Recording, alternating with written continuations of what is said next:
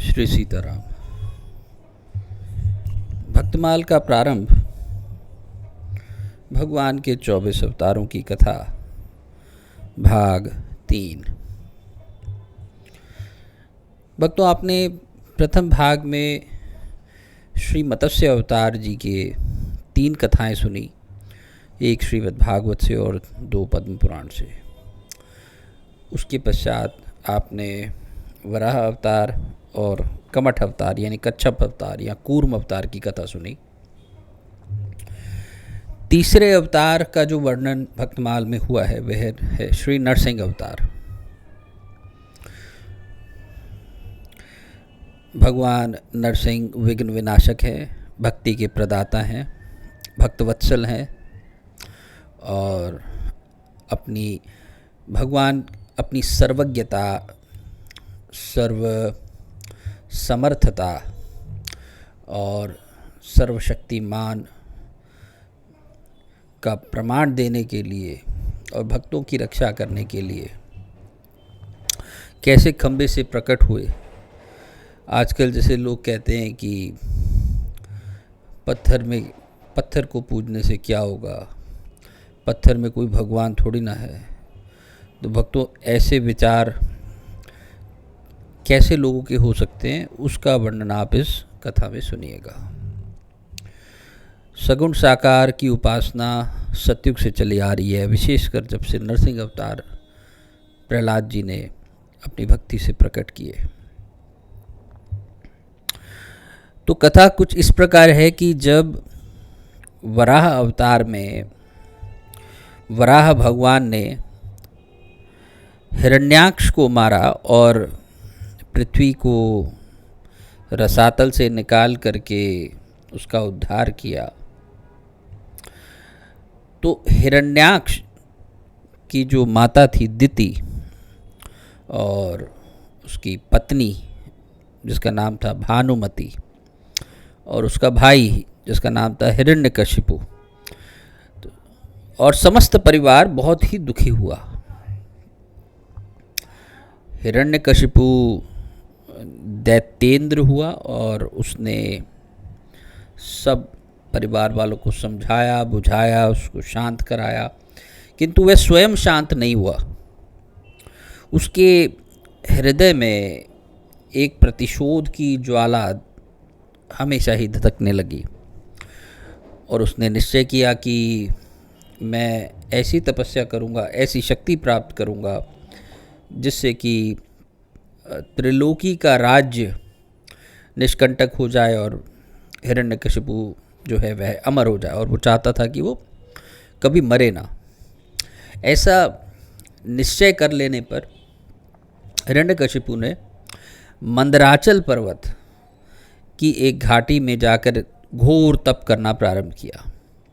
उसके तप से देवलोक भी तप्त हो गए और देवताओं ने जाकर के ब्रह्मा जी से प्रार्थना की कि हिरण्यकशिपु को वे कहें, समझाएं कि वह अमरत्व का वरदान ना मांगे, उसको छोड़कर अन्य कोई भी मनचाहा वर मांग ले।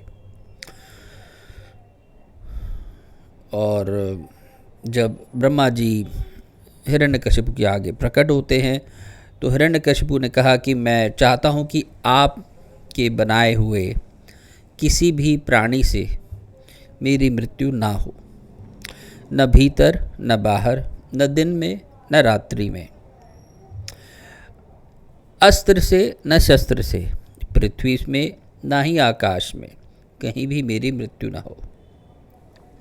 युद्ध में कोई भी मेरा सामना ना कर सके और मैं ही समस्त प्राणियों का एक छत्र सम्राट बनूं। इंद्र आदि जितने भी लोकपाल हैं, जैसी उनकी महिमा है वैसी ही मेरी महिमा भी हो, और तपस्वियों, योगियों, योगेश्वरों को जो अक्षय ऐश्वर्य प्राप्त है वह भी मुझे आप दीजिए। ब्रह्मा जी ने एवमस्तु कहा और उसके मांगे हुए वर उसे दे दिए।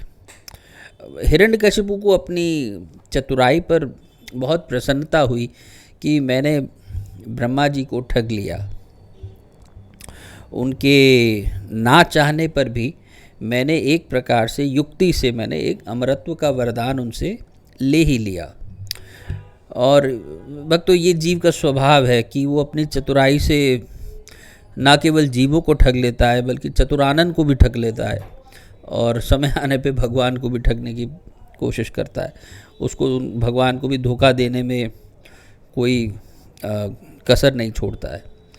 और हिरण्यकशिपु ने स्वयं ही ऐसा समझा कि मैंने तो अब अपनी मृत्यु का जो दरवाज़ा है वह बंद कर लिया है। लेकिन वास्तविकता ये थी कि भगवान ने तो जब चाहा तभी उसकी मृत्यु का दरवाज़ा खुल जाएगा। अब इस प्रकार के वर प्राप्त करके उसने संपूर्ण दिशाओं में, तीनों लोकों में, और देवता, असुर, नर, गंधर्व, गरुड़, सर्प, सिद्ध, चारण, विद्याधर, ऋषि, पितृगणों के अधिपति, मनु, यक्ष, राक्षस, पिशाचपति, भूत और प्रेतों के नायक तथा संपूर्ण जीवों के स्वामियों को जीतकर अपने वशीभूत कर लिया। इस प्रकार उसे उस विश्वजीत असुर ने अपने पराक्रम से संपूर्ण लोकपालों के स्थान छीन लिए, और वो स्वयं जाकर के उस भवन में रहने लगा जो इंद्र का भवन था। अब उसने दैत्यों को एक आज्ञा दी कि आजकल ब्राह्मणों और क्षत्रियों की बहुत उनकी संख्या बढ़ गई है। जो भी लोग तपस्या करते हैं, व्रत या यज्ञ अथवा स्वाध्याय और दान आदि शुभ कर्म कर रहे हैं, उन सबको आप मार डालो, क्योंकि भगवान विष्णु की जड़ है द्विजातियों का कर्म धर्म, और वही धर्म का परमाश्रय है। दैत्यों ने वैसा ही किया जैसा हिरण्यकशिपु ने कहा, और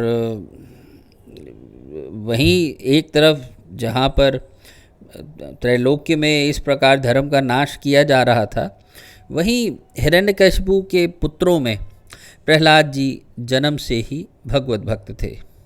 प्रहलाद जी की 5 वर्ष की अवस्था में वे अपने पिता को भगवत भक्ति का पाठ सुना रहे थे। अपने ही पुत्र को जब उन्होंने ऐसा जाना कि ये तो मेरे शत्रु का भक्त है, यानी विष्णु भक्त है, तो उसने ये निश्चय किया कि ये मेरा शत्रु ही है जो मेरे पुत्र रूप में प्रकट हुआ है, और इसे मैं मार ही दूंगा। तो उसने मार डालने की आज्ञा दी, और दैत्यों ने जो प्रयोग किए प्रहलाद जी को मारने में, वे सब व्यर्थ हो गए।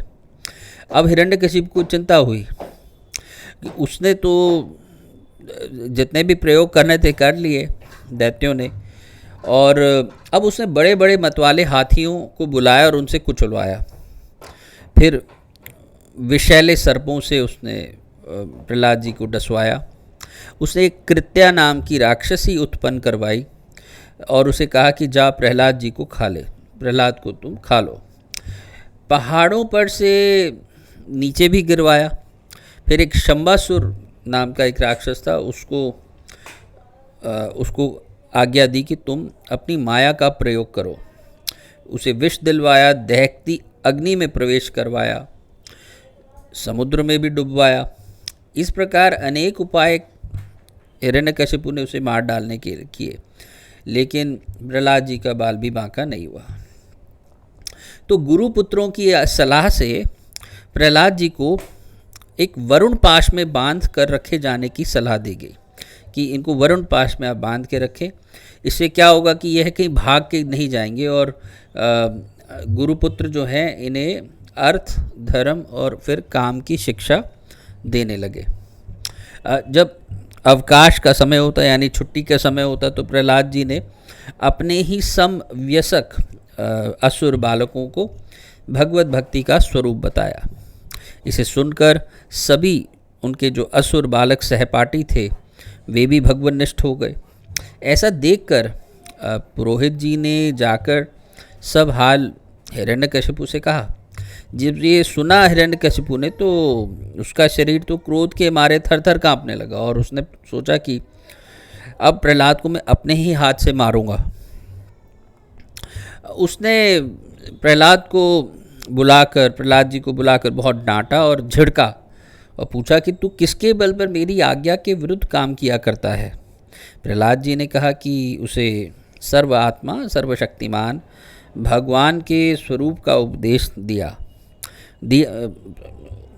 प्रहलाद जी ने उसे भगवान का उपदेश दिया।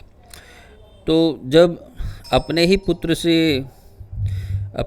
से उन्होंने हिरण्यकशिपु ने ऐसा उपदेश सुना तो वह क्रोध से भरकर बोला कि मैं देखता हूँ कि तेरा जगदीश्वर है कहाँ,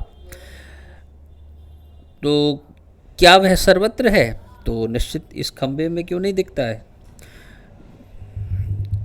तो मैं अभी तेरा सिर अलग किए करता हूँ और देखता हूँ कि वह ईश्वर तेरी रक्षा के लिए क्या करता है, वह सामने आता है या नहीं। तो ये सब कहते कहते जब हिरण्यकशिपु ने अपने क्रोध को संभाल नहीं सका तब अपने सिंहासन के ऊपर से उसने एक खड्ग को लेकर प्रहलाद जी के ऊपर वह कूद पड़ा और यह कहते ही कि भाई कहाँ है, खंबे में है, तो उसने बड़ी ज़ोर से खंबे को एक घूंसा मारा। उस समय प्रहलाद जी ने कहा कि हाँ खंबे में है। तो उसी समय खंबे से एक बड़ा भारी शब्द हुआ और घूंसा मारकर वह प्रहलाद जी को मारने के लिए झपटा ही था, परंतु उस अपूर्व घोर शब्द को सुनकर वह घबरा कर देखने लगा कि शब्द करने वाला है कौन। इतने में ही उस खंबे से निकले हुए एक अद्भुत प्राणी को देखा। वह सोचने लगा, अहो यह ना तो मनुष्य है ना यह सिंह है, फिर भी यह नरसिंह रूप में कौन अलौकिक जीव है। वह इस सुधेड़ बुन में लगा ही था कि उसके बिल्कुल सामने श्री नरसिंह भगवान खड़े हो गए। भगवान उससे बड़ी देर तक खिलवाड़ करते रहे। अंत में संध्या का समय आया। उन्होंने बड़े उच्च स्वर में प्रचंड भयंकर अट्टहास किया और जिससे उसकी आंखें बंद हो गई और उसी समय झपटकर भगवान ने उसे पकड़कर राजसभा के द्वार की ड्योढ़ी पर वहाँ ले गए और अपनी जंघाओं पर गिराकर अपने नखों से उसके पेट को चीर कर उसे मार डाला।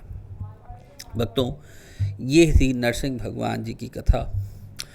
और अब हम